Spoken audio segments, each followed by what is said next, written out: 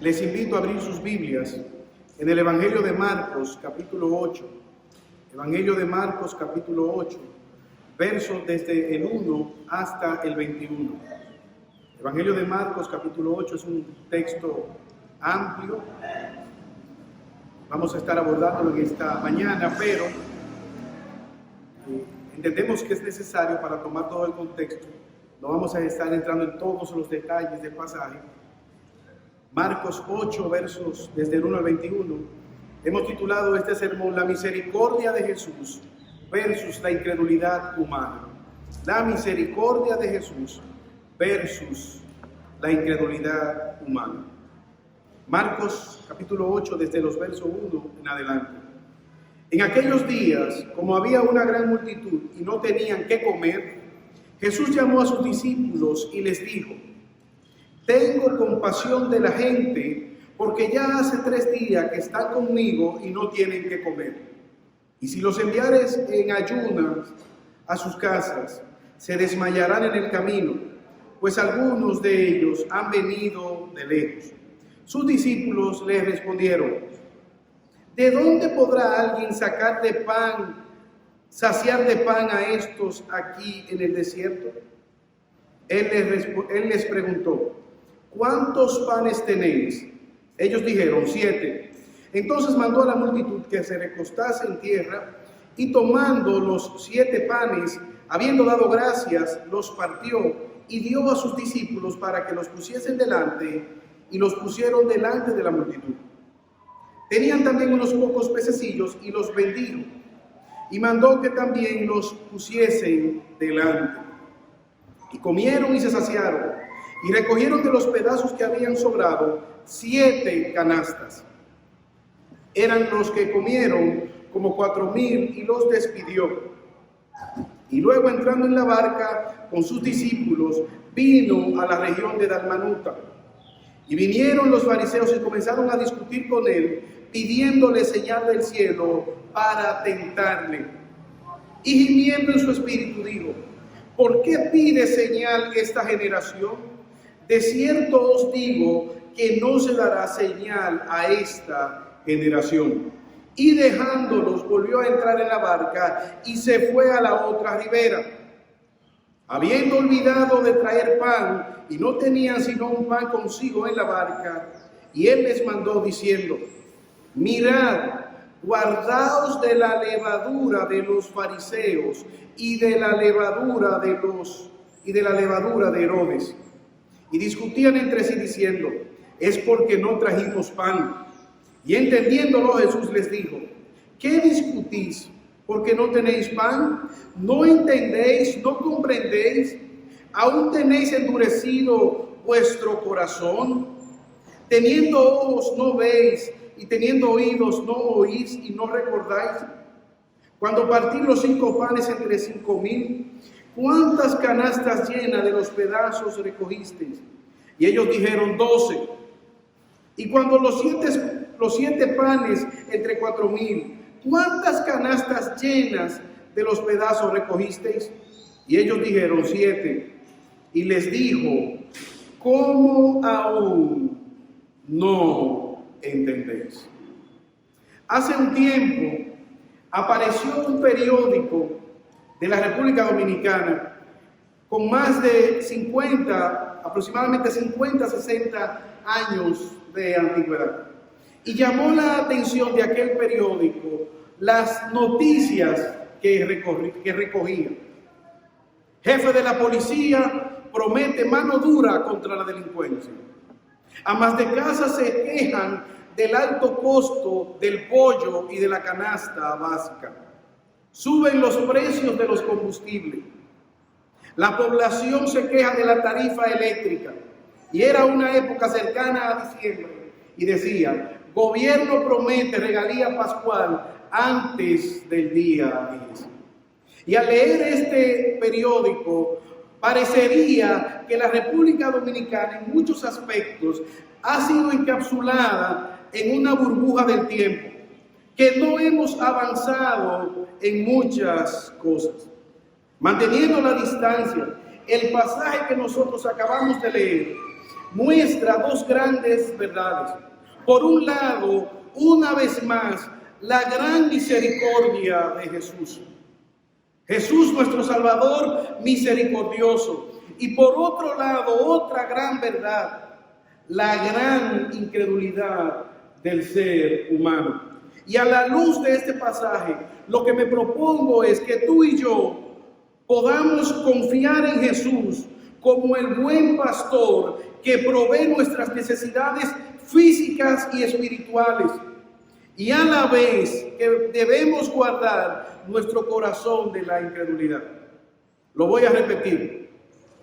Que tú y yo debemos confiar en Jesús como el buen pastor que provee para nuestras necesidades físicas y espirituales.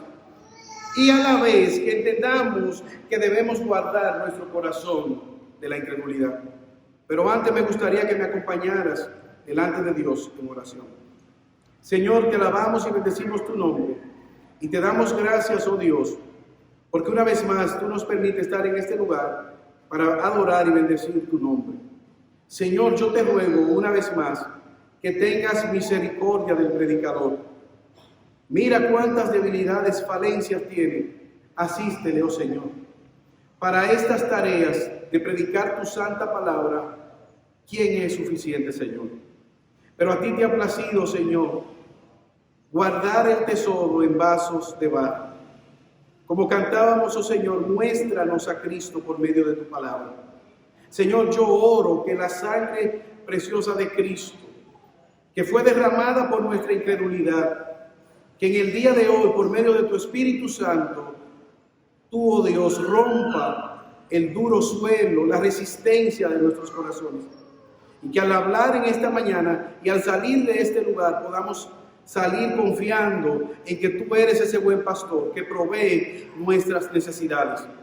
Líbranos también de la dureza de nuestros propios corazones engañosos. Y danos, oh Señor, aumenta nuestra fe, danos fe para seguir confiando en ti. Estos favores te los pedimos por Jesús. Amén. Este pasaje que acabamos de leer narra la alimentación milagrosa de parte de Jesús. Y es la segunda vez, es el segundo milagro de este tipo que Jesús lleva a cabo. Con grandes similitudes al milagro narrado en Marcos 6. De hecho, algunos han llegado a decir que simplemente es la repetición, que algunos escribas se equivocaron y una vez más narraron la multiplicación de los panes y los peces. Pero este texto nos evidencia diferencias marcadas. La primera es que en el primer milagro, la gran mayoría eran judíos. En este que acabamos de leer, son gentiles en una ciudad gentil. 7 panes, no 5. Pero vemos también una diferencia en las canastas que fueron recogidas luego. En un lugar, en un momento fueron 12, en el texto que acabamos de leer, 7. Pero hay una palabra genérica para pez, que es la utilizada en el primer milagro, y en este milagro es la palabra que es traducida como sardina. La cantidad de los comensales, en el primero fueron 5,000, sin contar las mujeres y los niños. En este, Marcos nos dice que fueron 4,000. Y la evidencia más importante es que Jesús habla de los dos eventos, las dos ocasiones en las cuales Él multiplicó los panes y los peces. Versículos 17 al 21. Ahora, lo primero que nosotros queremos resaltar es que Jesús siempre tiene un plan donde nosotros vemos un problema. Jesús siempre tiene un plan donde solamente tú y yo podemos ver problemas. Versículo 1, véalo conmigo, la preocupación de Jesús. Jesús se preocupa. En aquellos días, como había una gran multitud y no tenían qué comer, Jesús llamó a sus discípulos y les dijo: tengo compasión de la gente, porque ya hace 3 días que están conmigo y no tienen que comer. Y si los enviares en ayunas a sus casas, se desmayarán en el camino, pues algunos de ellos han venido de lejos. Aquí vemos una multitud en un lugar desierto. lejos de su casa, hambrientos.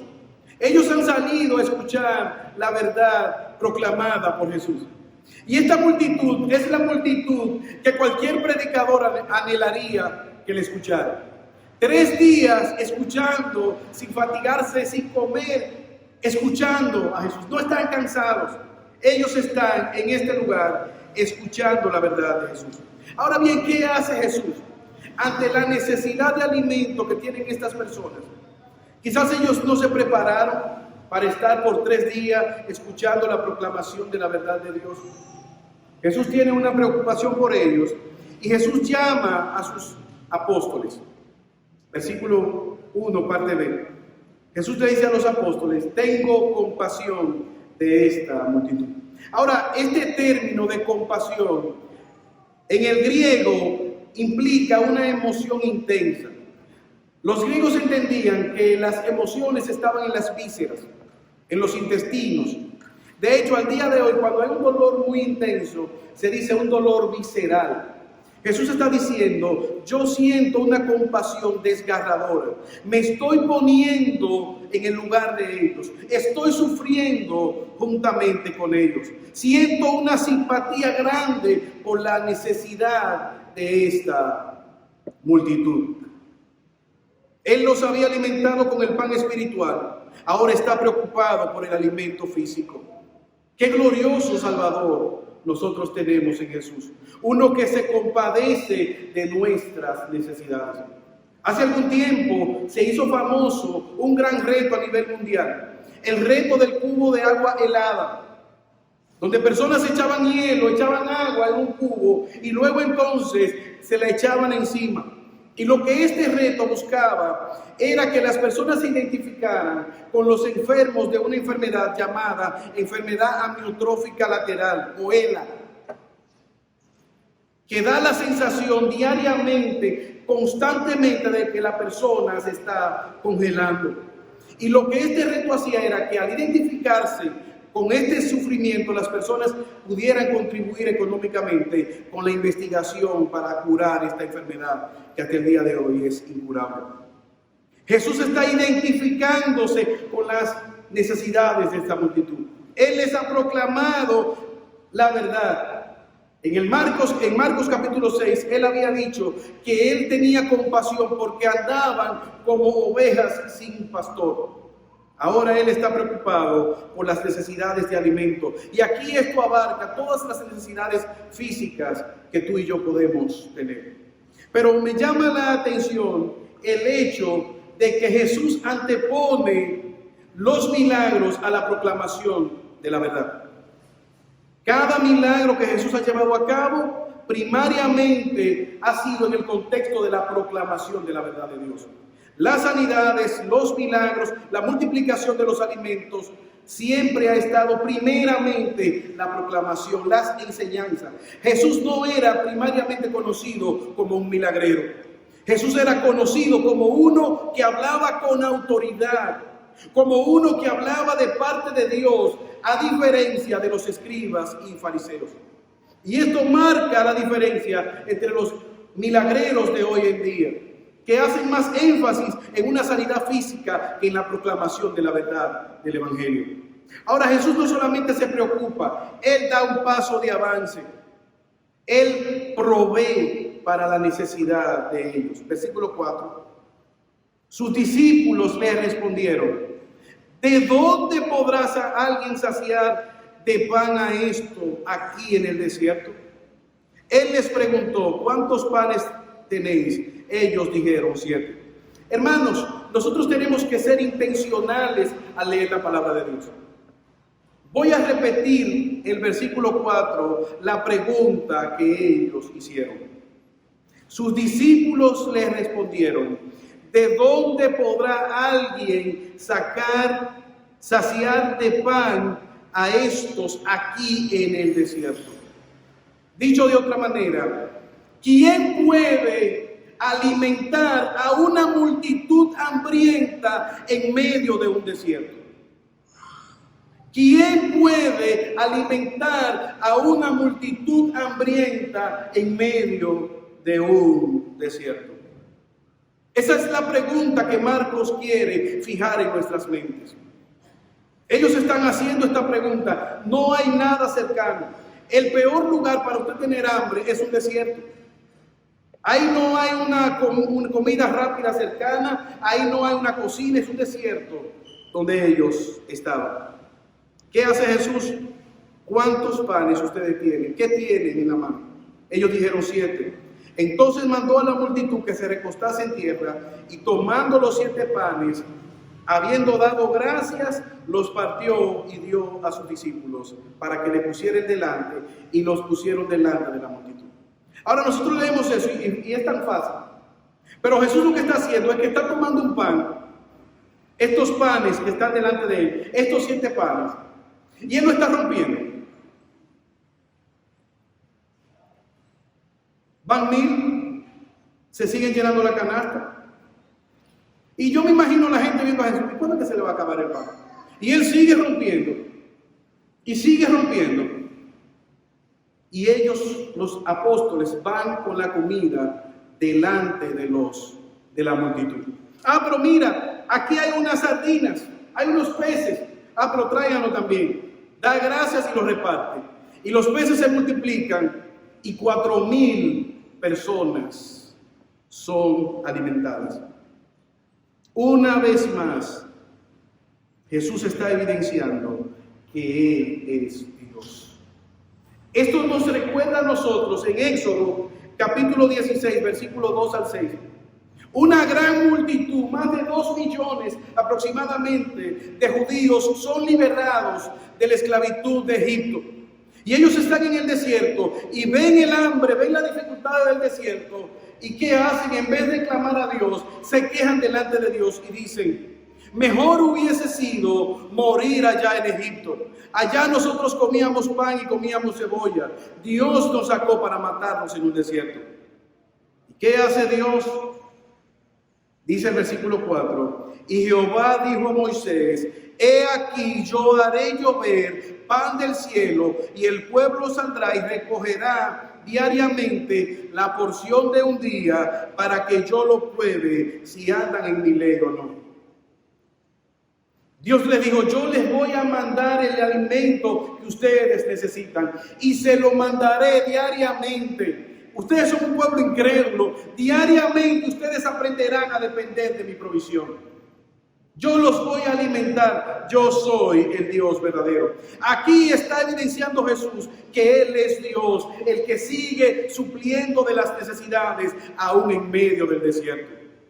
Ahora, ¿sabes qué, hermano y amigo que está con nosotros? Si quizás tú no te has dado cuenta, toda tu vida ha sido provista, tu alimentación ha sido provista por Dios.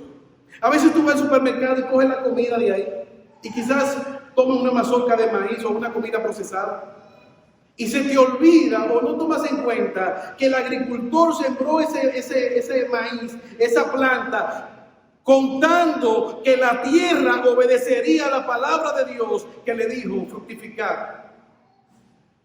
El agricultor siembra el arroz esperando que esa semilla germine y produzca fruto como Dios le ordenó cuando creó la tierra, que produjese según su especie. Ahora Jesús nos muestra que Él da gracias a Dios por los alimentos. Su obra viene de parte de Dios. Él está clamando, agradeciendo a Dios. ¿Y qué muestra el texto también? Que Jesús satisface todas nuestras necesidades. Versículo 8. Y comieron y se saciaron. ¿Y qué tan grande fue el milagro? Versículo 8.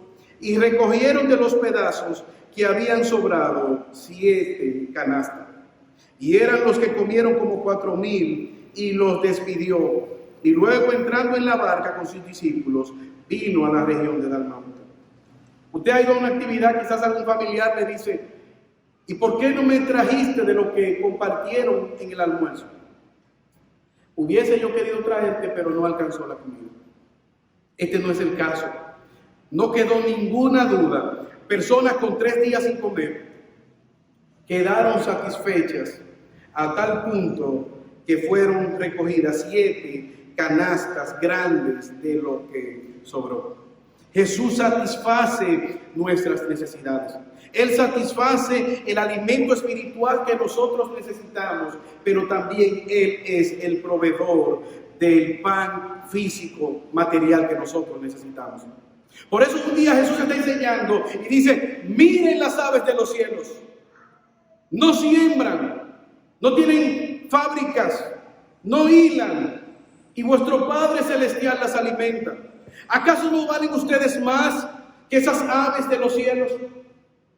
Y eso debe de retarnos a nosotros, en medio de la ingratitud, en medio de la desesperanza que muchas veces caemos, en medio de los afanes que vienen a nuestras vidas. Esas aves de los cielos están ahí para recordarnos que tenemos un Salvador misericordioso que provee para nuestras necesidades. Como aquel señor que estaba comiendo en un restaurante y él mira por un cristal y hay un niño, un huérfano, que está velando, anhelando comer esa comida. Y ante la imposibilidad de concentrarse comiendo tranquilamente, aquel niño tenía los ojos fijos en el plato. Aquel hombre sale del restaurante, invita al niño y lo sienta, le pide la comida y aquel niño comienza a alimentarse. Luego le invita a un helado de postre. Y ante la sorpresa de este niño le pregunta a aquel hombre: ¿usted es Dios? ¿Tú eres Dios? Aquel niño había escuchado de un ser poderoso que suple las necesidades y pensaba que era aquel hombre. Hermano, justamente eso es lo que Jesús ha hecho con nosotros. Él es un Salvador compasivo. Él no solamente nos invita a prestar atención a su mensaje, sino que también Él nos suple para nuestras necesidades. Ahora, qué fácil nosotros olvidamos la provisión de Dios. Nosotros podemos criticar a los apóstoles. En el capítulo 6 vemos que Jesús hace un milagro, pero ahora se les olvidó que Jesús había alimentado 5,000, sin contar las mujeres y los niños. Qué parecidos somos tú y yo a los apóstoles. Una y otra vez Dios ha tenido misericordia de nosotros, pero en medio de la prueba olvidamos la fidelidad de Dios para con nosotros. Cómo en manos de Dios lo poco se convierte en mucho. Jesús aún sigue siendo nuestro proveedor. Jesús es el que provee para nuestras necesidades. Solamente Él es todo lo que nosotros necesitamos. Jesús es lo único que nosotros necesitamos para vivir en esta tierra y para vivir con Él eternamente. Ahora, ¿qué ocurrió? Y aquí vemos nuestro segundo encabezado. Los incrédulos exigirán una señal, pero la rechazarán cuando la vean. Jesús se monta en la barca, llega a una ribera, inmediatamente ahí están los incrédulos, exigiendo una señal, pero la rechazarán cuando la vean. Versículo 11. Vinieron entonces los fariseos y comenzaron a discutir con él, pidiéndole señal del cielo para tentarle. Marcos nos dice que cuando él llegó a la ribera, los fariseos vinieron y le dijeron: demuéstranos que tú eres Dios.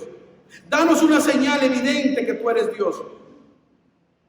No de manera humilde, sino de manera hostigante. Están atacando a Jesús para que le manifieste una señal. Muéstranos que realmente tú eres Dios. Ahora, hermanos, si usted ha estado con nosotros durante toda la serie, se ha dado cuenta que ellos han atacado a Jesús desde el principio.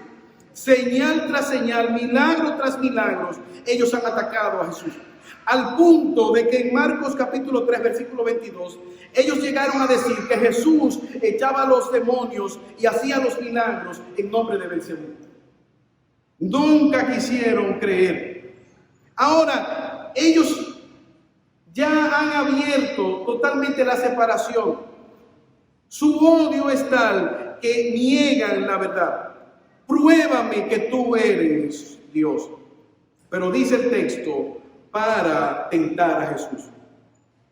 Y era algo engañoso y mentiroso de parte de ellos. En Juan capítulo 3, versículos 1 y 12 nos dice que había un hombre llamado Nicodemo, de los fariseos.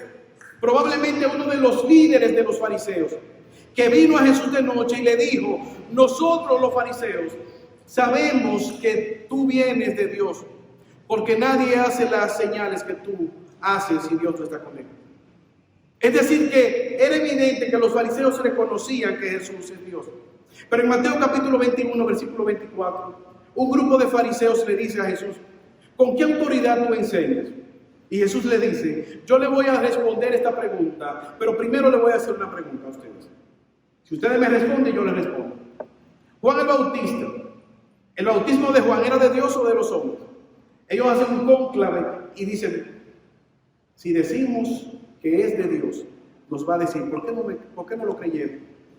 ¿Por qué no le creyeron a Juan? Y si decimos que es de los hombres, hasta aquí llegamos, porque la multitud nos linchan porque tienen a Juan por profeta. Y van donde Jesús y le dicen: mira, nosotros no sabemos de dónde fue que Juan bautizaba, si es de Dios o de los hombres. Y Jesús le dice: ¿ustedes no saben? Pues yo tampoco le voy a decir con qué autoridad yo hago lo que hago. Es decir, hermanos, que ellos conocían las señales de parte de Dios. Ellos sabían que Jesús es Dios. El problema es su incredulidad. Los fariseos son como piedras dentro de ríos. Usted toma una piedra de un río y por fuera está mojada, pero usted la parte y estará seca, porque el agua no ha penetrado dentro. Ellos están pidiendo una señal, pero al final la rechazarán. ¿Qué ocurre? Ellos entristecen al Señor. Versículo 12. Entristecen al Señor. Y gimiendo en su espíritu, dijo: ¿por qué pide señal esta generación? De cierto os digo que no se dará señal a esta generación.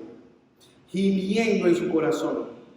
Aquí la idea de Marcos es una incomodidad de parte de Jesús. ¿Hasta cuándo es que ustedes van a estar en esta incredulidad? ¿Hasta cuándo es que ustedes van a seguir siendo duros de corazón? Y aquí hay algo, hermanos, que yo quisiera resaltar. La paciencia de Dios no es eterna. La misericordia de Dios para contigo no estará disponible para siempre. La palabra de Dios nos dice en Génesis que Dios dijo: mi espíritu no contenderá con estas naciones paganas y perversas para siempre. Lo mismo ocurrió con Sodoma y Gomorra. El pecado llegó delante de la presencia de Dios y Dios destruyó aquella ciudad de pecadores. Por eso, querido hermano, querido amigo, la palabra de Dios nos enseña: si tú oyes mi voz, no endurezcas tu corazón. La gente se burla y dice: yo escucho desde siempre que Cristo viene y no viene. Yo escucho que Cristo viene y no viene. Jesús se indigna con esta población de pecadores incrédulos que eran los fariseos. Ellos leían las escrituras, pero no le ponían atención. Ellos escuchaban las palabras de Jesús, pero para contradecirlo. Ellos veían lo que Jesús hacía, pero buscaban la manera de negarlo. Como dice 2 Corintios capítulo 4, verso 4, el Dios de este siglo cegó el entendimiento de los incrédulos para que no les resplandezca la luz del evangelio de la gloria de Dios. Su incredulidad les impedía ver la grandeza de Dios. Qué triste este cuadro. Nadie más cerca que los fariseos, físicamente, y al mismo tiempo, nadie más lejos que un fariseo. Son como aquel niño que cantaba la canción de Jonás. Jonás no le hizo caso a la palabra de Dios. Y un profesor ateo le dijo: niño, pero ¿cómo es posible que en esta época tú estés cantando esa canción de Jonás? Tú no sabes que ya se ha descubierto, se sabe hace mucho, que un ser humano no cabe por la tráquea de una ballena. Tú no debes de creer esa fábula, esos cuentos de camino. Y aquel niño le dijo: profesor, yo sí lo creo. Es más, si la Biblia dijera que fue Jonás que se comió la ballena, también lo creería. Pero cuando yo esté en el cielo, le voy a preguntar a Jonás cómo fue su experiencia. Y el profesor le dijo: ¿Cómo? Pues tú estás muy seguro que Jonás está en el cielo. ¿Y si Jonás está en el infierno? Entonces el niño le dijo, bueno, profesor, si Jonás está en el infierno, usted me hace el favor y le pregunta. Duros de corazón, incrédulos. ¿Qué le ocurrió a los fariseos? Ellos perdieron al Señor. La incredulidad hizo que Jesús se alejara de ellos. Versículo 13. Y dejándolos volvió a entrar en la barca. No se dice nada más. Jesús se alejó de ellos. Jesús le abandonó. Hermanos, lo más triste, lo más doloroso es cuando Jesús le da la espalda al incrédulo. Lo peor que a ti te puede pasar es que Dios te dé la espalda y que te abandone a tu pecado. Por eso, la incredulidad es un pecado por el cual Cristo también murió. Por eso he orado durante toda esta semana pidiendo que el Señor rompa la dureza de nuestros corazones, para no vivir engañados en una religión. Miren el texto paralelo de Mateo, lo que dice. Oiga cómo Mateo lo aclara. El texto narrando en el mismo pasaje. Mateo 16, 1 y 4. Entonces los fariseos y los saduceos, Mateo añade que también en el grupo habían saduceos, fariseos y herodianos, se acercaron a Jesús para ponerle a prueba y le pidieron que le mostrara una señal. Pero respondiendo él les dijo, oiga esto, al caer la tarde ustedes dicen, hará buen tiempo, porque el cielo está rojizo. Y por la mañana hoy habrá tempestad, porque el cielo está rojizo y amenazador. Sabéis discernir el aspecto del cielo, pero no podéis discernir las señales de los tiempos. Una generación perversa y adúltera busca señal y no le será dada señal, sino la señal de Jonás. Y dejándolos se fue. Jesús le dice, ok, ustedes miran para el cielo y dicen, hoy el cielo está bien, hoy es un buen día. O no, hoy está nublado, hoy va a llover. Ustedes saben reconocer el cambio climático, pero no saben reconocer lo que está pasando. A pesar de haber durado desde su niñez memorizando el Antiguo Testamento, sabiendo cuáles eran las señales del Mesías. Y se hacen los tontos en su incredulidad. Una generación pecaminosa. Ellos no querían que Dios le ayudara para aumentar su fe. Es corazón pecaminoso que está rechazando la verdad de Dios. Hermanos, qué parecidos somos nosotros en nuestra incredulidad. A veces la disfrazamos de religiosidad. A veces ignoramos conocer la voluntad de Dios. A veces se disfraza de ciencia. No, porque ahora en un mundo científico, una mente del siglo XXI no puede creer esas verdades arcaicas de un libro que tiene más de 2000 años de escrito. Los fariseos quieren quizás utilizar a Dios para su propia conveniencia. Demuéstrame que tú existes. Al contrario, nosotros somos los que debemos sujetarnos a la palabra de Dios, no demandar a Dios que haga tal o cual cosa.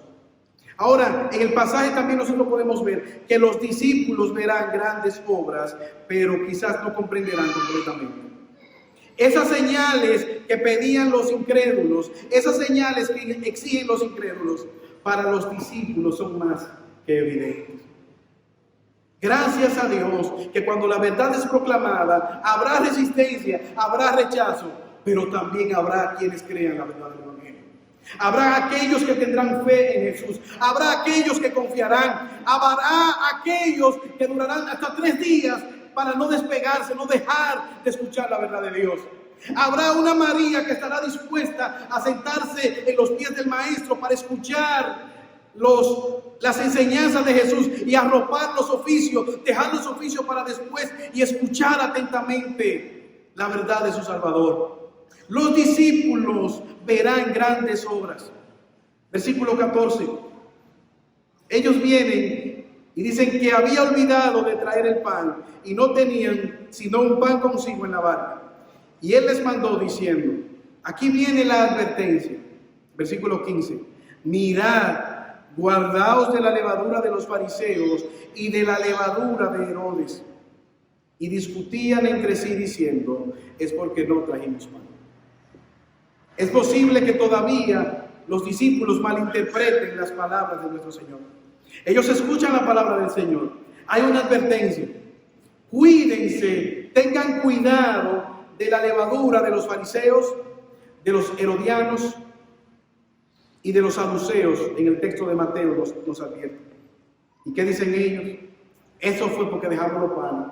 Yo te lo dije a ti que debimos traer los panes. Esa canasta debieron traerla. ¿Qué hace Jesús? Jesús le da esta advertencia de su incredulidad. Ahora, hermanos, ¿qué significa la levadura de los fariseos, de los saduceos y de los herodianos? La levadura es una sustancia que se utiliza para fermentar la masa, contamina la masa. Un poco de levadura, dice Pablo a los Gálatas, leuda toda la masa. Tiene un contexto negativo. Usted ve un bizcocho, le echa levadura y crece muchísimo. Pero en este contexto, al hablar de la levadura de los fariseos, está hablando de los errores doctrinales que tenían los fariseos. Pero es sinónimo de la arrogancia de los fariseos. Ellos se comportaban como descendientes de Abraham y menospreciaban a Jesús. Pero vemos que es sinónimo de un sistema religioso en el cual Jesús no cabe. Yo compartí el evangelio justamente en esta semana con alguien. Y esa persona me hablaba, no porque Dios para mí, y me decía quién era Dios para mí, para ella. Y yo le hice una pregunta. Si tú murieras en este momento, ¿estás tú preparada para dar la cara a Dios? ¿Estás tú para presentarte con ese sistema religioso que tú tienes? ¿Crees que saldrá bien librada delante de Dios? Y su respuesta fue un rotundo no. Yo no estoy preparada. Y fue ahí donde entonces le invité y le planteé el plan de salvación. Le compartí el evangelio. Pero los fariseos tenían un sistema religioso en el cual Jesús no encajaba. La levadura de la incredulidad asociada con el orgullo. Pero hay otro grupo, los saduceos. Los saduceos eran los negociantes, los materialistas del grupo. Ellos habían hecho un negocio con el templo. Si alguien venía a depositar una ofrenda al templo, mira, yo voy a depositar 100 pesos de ofrenda. No, pero espérate, esos 100 pesos han rodado mucho por la ciudad. Tú necesitas comprar 100 pesos santos. Entonces ellos vendían los 100 pesos y esos 100 pesos costaban 150. Entonces tú venías con los 100 pesos sucios, pagabas 150 y te daban 100 para que lo ofrendaran. Y ellos se quedaban con la diferencia. Negociante. Consentían el pragmatismo, lo que funciona. Desechaban la espiritualidad, desechaban la creencia de la resurrección, desechaban la existencia de lo espiritual, de los ángeles. Negaban todas las verdades con relación a la inmortalidad del alma y a la resurrección de entre los muertos. Pero hay otro grupo, los herodianos. Ustedes se acuerdan, Herodes era un corrupto, un perverso. Jesús advierte, tengan cuidado de la levadura de Herodes. Y aquí lo que está apelando era a la inmoralidad que habían abrazado los herodianos. Ellos eran laicos, pero habían abrazado toda la inmoralidad sexual que ofrecía el paganismo romano. 3 advertencias. Tengan cuidado de la levadura de los fariseos, de la levadura de los herodianos, la corrupción moral y también el materialismo. Y si somos sinceros, hermanos, todavía nosotros tenemos que guardarnos de esas levaduras. Hay contextos en el cual la iglesia se ha olvidado de que está llamada a ser santa, a ser luz en medio de las tinieblas. Y el pecado se ha entrado de manera rampante. Pero en otro contexto, detrás del materialismo, de los bienes de esta tierra, de la búsqueda de la fama y la vanagloria de la vida, le han dado también la espalda a Dios. Pero hay otro que podemos nosotros caer presa de convertir la verdad de Dios en un círculo santo cerrado, en un sistema religioso, cuando lo que Dios nos manda es a tener una relación personal con Él por medio de Jesucristo. El evangelio es una relación con Cristo que nos permite mirar al cielo con confianza. ¿Por qué? Porque Cristo, como Cordero de Dios, ha resuelto nuestro mayor problema. La justa ira de Dios ya no está sobre nosotros. Por eso, si tú estás aquí, el llamado no es a métete a evangélico. No es, tú estás en una religión, cambia de religión y ven para esto. Eso no es el Evangelio. El llamado que hace Cristo es a confesar tus pecados y a clamar por misericordia para volverte un discípulo de Jesús. Ellos no entienden, no porque no tienen la capacidad, sino porque su incredulidad les impide entender. Sus sentidos son carnales y Jesús se enfoca directamente en el problema, su engañoso corazón. Mira cómo dice el versículo 18. ¿No entendéis ni comprendéis? ¿Aún tenéis endurecido vuestro corazón? Teniendo ojos no veis, teniendo oídos no oís y no reconocéis. Cuando partí los 5 panes entre 5,000, ¿cuántas cestas de pedazos recogieron? Y ellos dijeron 12. Y cuando los 7 panes entre 4,000, ¿cuántas canastas llenas recogieron? Y ellos respondieron 7.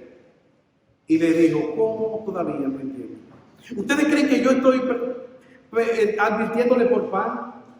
Cuando yo le dije de la levadura de los fariseos, es porque reprendiéndole porque no trajeron pan. ¿Dónde estaban ustedes cuando yo multipliqué los panes y alimenté 5,000? Y ahora cuando acabo de alimentar a 4,000.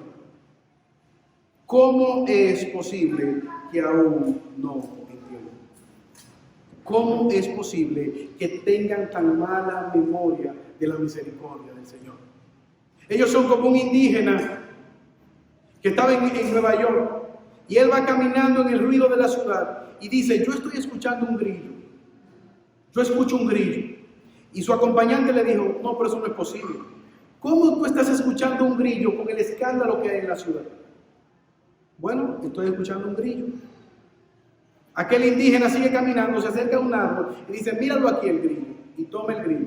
¡Wow! Pero increíble. Es verdad, mira, tú estabas escuchando un grillo. Y el indígena le dice, préstame unas cuantas monedas. Y su acompañante le da una moneda y él hace así, la tira al aire. La moneda cae, clink, clink, y así y suena. Y todo el que estaba por ahí miró. ¿Ves? No es tan difícil.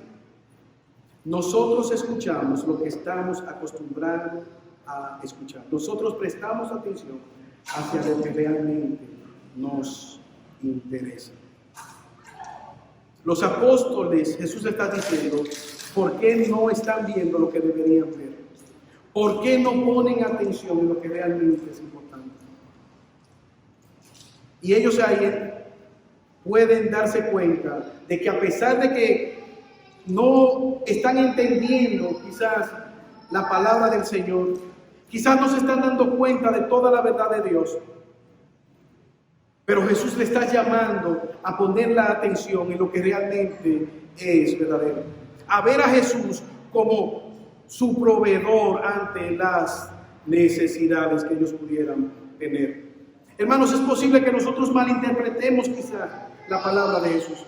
O quizás todavía podemos entender mal lo que Jesús está llevando a cabo. Ahora, en la misericordia del Señor, si nosotros tenemos fe delante de Dios y venimos delante de Él en fe y arrepentimiento, Él puede enderezar nuestras prioridades. 60 años después, el apóstol Pablo, en 1 Corintios capítulo 22 y 24, 60 años después de la muerte de Jesús, él les escribe a los corintios y les dice, los judíos piden señales y los griegos buscan sabiduría, pero nosotros predicamos a Cristo crucificado. Para los judíos ciertamente tropezadero y para los gentiles locura, mas para los llamados, así judíos como griegos, Cristo, poder de Dios y sabiduría de Dios.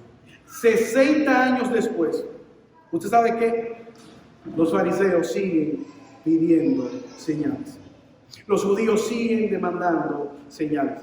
Y los griegos que les complazcan con la oratoria. ¿Y qué dice Pablo? Yo les doy lo que realmente necesitan. Jesucristo y este crucificado.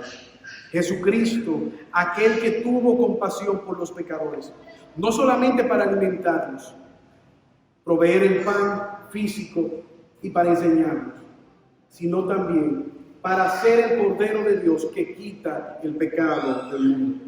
Jesucristo, aquel que murió en un madero para que tú y yo podamos tener paz para con Dios. Para que tú y yo, Él recibió la ira que nosotros merecemos.